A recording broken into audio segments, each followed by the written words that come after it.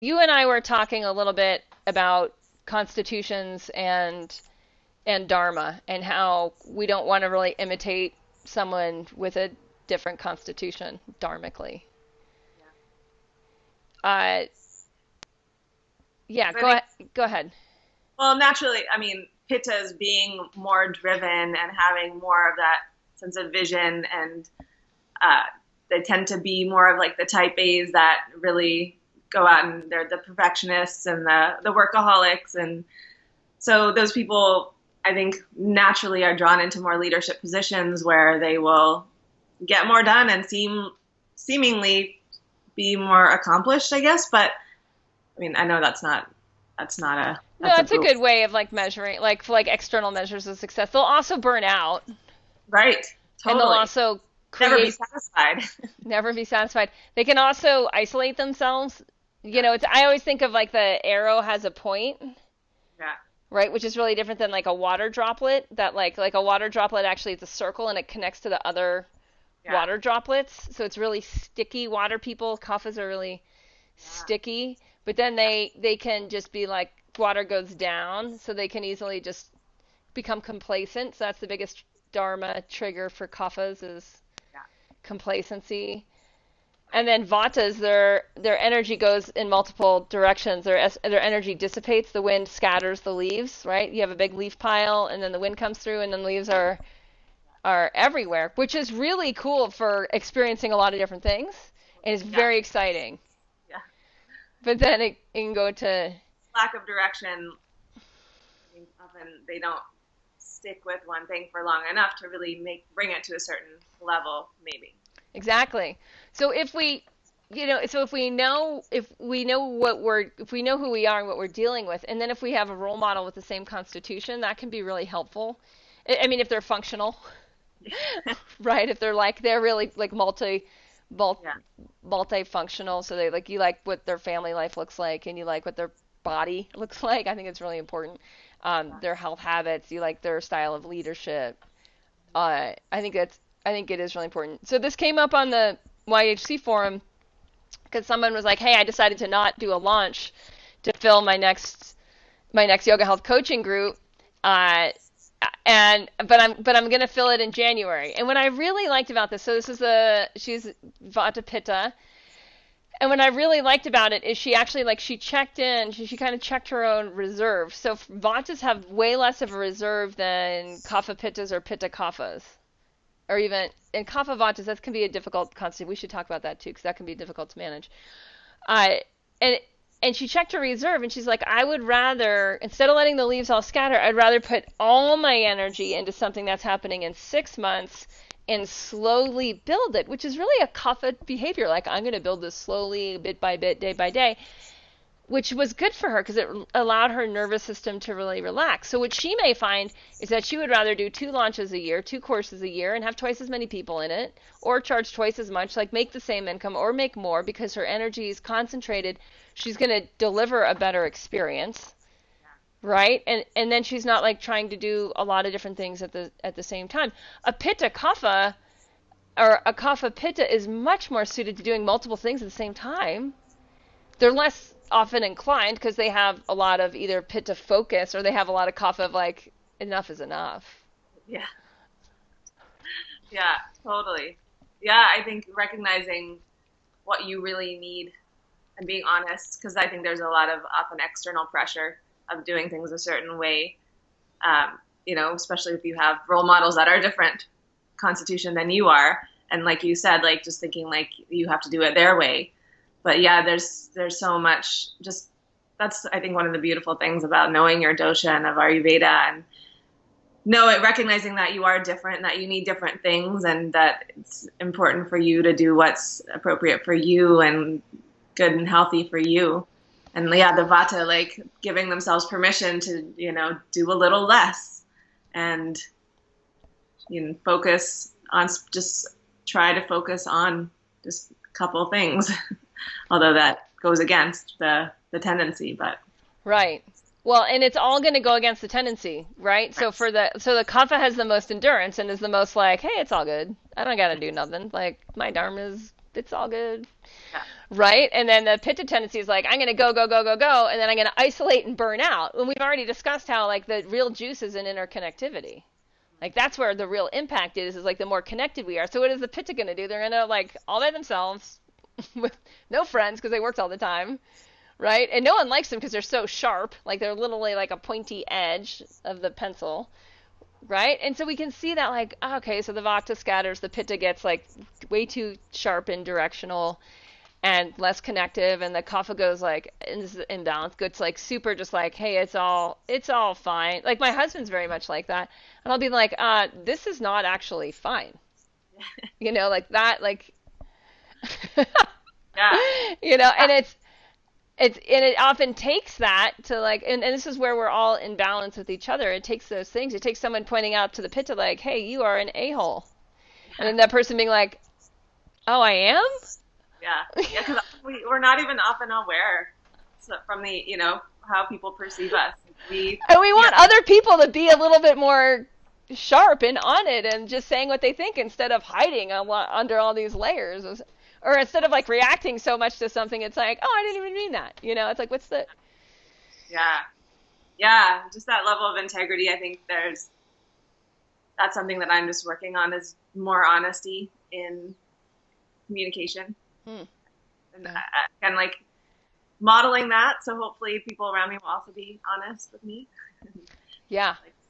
Like really let me know when I'm out of line or when I need to chill or Yeah. And so if we just see like what are the tendencies per our constitution and what does our constitution need to to be in right relationship with our dharma, like, to me constitution, like our dharma is very heavily reliant, and it's coexisting with our constitution. So like part of the reason, like I was talking to someone last night in Hong Kong, and it was her morning, it was my evening, and we've known each other professionally for a while, and so I was asking her, she specializes in marketing, and I was like, oh, we need some, like our marketing team, we need new systems and structure because we have more growth and blah blah blah. And we went over some numbers and stuff. She's like, did you ever think you'd be like here? And I'm like, well, yes and no. Like I always sensed that I could do great things, and now that I'm here, I'm like, this is the beginning. Like this is the tip of the, like this really is the tip of the iceberg. In part of me, because I know my constitution so well, I'm like, I am perfectly suited. Like if anyone is perfectly suited to do this, it's me. And part of that is like I feel that physically in my body, especially when I, having worked as an Ayurvedic practitioner for so many years and worked with people that were really quite depleted or frail or didn't have really good, I mean, I've had fairly good exercise, physical habits my entire life. So there's a certain just amount of ojas that I have access to, and then I know how to grow and also maintain. And so there's that. I think when we start to really know our constitution and we trust that our dharma and our constitution are enmeshed, that they're not separate from, then we start to see like, okay, if my dharma and my constitution are folded like that, then what does it mean, like, to, okay, if I feel like this is too much, my intuition is saying like, don't do this, this, and this, just do this, then that's what you do, and you pull your resources in and move in that direction, and it's just way easier. Where someone who can handle like a lot of different things, they actually thrive in that environment and they get depressed, literally. Like I used to be depressed because I wasn't people were not asking enough of me and stretching me in so many directions in this super interconnected place. For Pitta Kapha, you should feel like you're stretched in multiple directions from a place that's holding you accountable and interconnected, because it pulls the Kapha molecule apart and it interconnects the Pitta, and then the Pitta can be like, we're going this way, but you're like, we're going together, and it makes perfect sense. So if we just talk a little bit about like the Vata, Kapha, Vata types, like what they miss is that spark of fire. So then we also get like relational, right? Like I need Vatas in my life because otherwise I miss the super fun excitement things. And I need Kaphas to be steady as I bring in all these new ideas. Like a Vata Vata Kapha or Kapha Vata is missing. They're missing fire, but what they have is they have both groundedness and they have access to ether.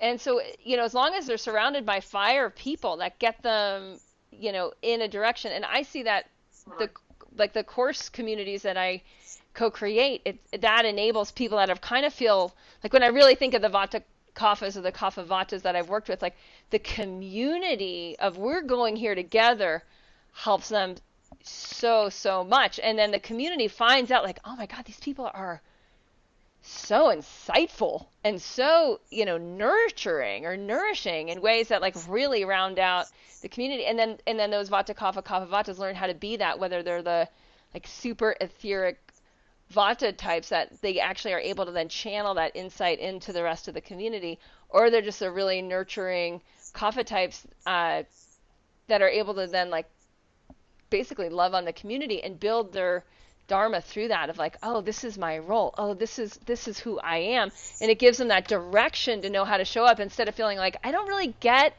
often Vata Kaphas or Kapha Vatas feel like they don't really get how all this stuff is happening.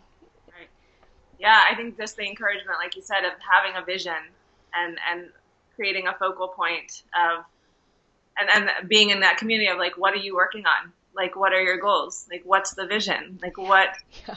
And then creating the systems around that, like the organization of the planning and the calendaring and the project management and all those things. But yeah, just being in that community, because I think that's actually kind of rare to even stop and drop and think like, what's my vision, or what do I want, or what am I really focused? Because nowadays, I was thinking about this the other day, like I don't know why I was comparing us to like Maasai in Africa. Like cool. Other are very simple. It's like they just have to get food. They just have to get food. And how our lives are, we're juggling so many different things. And it's like how like this is just such a short period of evolution that we're in this like position that we're in now, where there's a million things going on. And so we need some sort of, again, direction and focal point and systems to get more streamlined in that, so that, because I think Vata imbalances, everyone's got one because of life now. Yeah, so the crazier life's going to get crazier. It's only getting crazier. There's only more things going on. So then we have to become more and more grounded, more and more simple, and more intentional in our communities and our relationships. Because when we do that, we reinforce that simplicity and that groundedness. So it really becomes a beacon for people that are kind of, in the majority of the people are kind of lost in the shuffle, to like, oh, there's a rhyme, there's a reason, there's, like the yogis call it krama, like there's a sequence. Yeah. Right? There's a rhythm, and it's better. Right. Than we have to live with all this. Like now we have to because I think we're just, we haven't, everyone's overwhelmed because we haven't figured out how to deal with all the stimulation and all the things that we're trying to do. Yeah. And so so few people, like in the general, not in this community, not in Yogahealer community, but in general, like they don't have goals and they don't set goals. And, there's like all stats that are like 3% of people set goals. So and then how many have a system of accountability to them? It's like probably half of 1%. And then you start to see like, oh, but of successful people, it's like, like that's, this kind of brings, and we're sort of rambling, but it's fun. And then we'll close. But I just heard that like the number of people that like finish a book a year is reading a book or writing read and finish like one book a year. Like most people don't read and finish one book a year. One book 1 year. Yeah. That's the majority of human beings. But the percentage of CEOs and how many books they read a year, it's 60, which is more than one a week. Wow. Right? And so then that starts to give you like, oh, so regardless of my constitution, like, do I want the systems and the structure? Do I want to hang out with people, who understand themselves and their constitution and their dharma and what they're here to do, and are on the same page of like how to get that done. So I think the action step for this should be like, if you don't know your constitution, go to yogahealer.com/dosha-quiz, take your constitution quiz, and if you do know your constitution, now you should all know your constitution because you either took the quiz or you already knew it. Like take time, like get out literally like a piece of paper and just stream of consciousness, write with a real pen, and just stream of consciousness, like how do my constitution and dharma, how are they mutually co-creative, how do they mutually enmesh and support each other. Yeah. And what do you need to really create more stability and balance? And what is needed so that you don't have the imbalances that happen when with your constitution. Yeah, beautiful. Like you said, like it's like, do you need to, as Vatas, have more direction, or as a Kapha, do you need like to hang around with Pitta people to get you fired up and get you inspired and get you going, or Yeah. do Pittas need to just like make sure that they're like not overextending themselves and Or being nice. and hang out with Kaphas to keep them soft and gentle? Awesome. So, yeah, it was fun.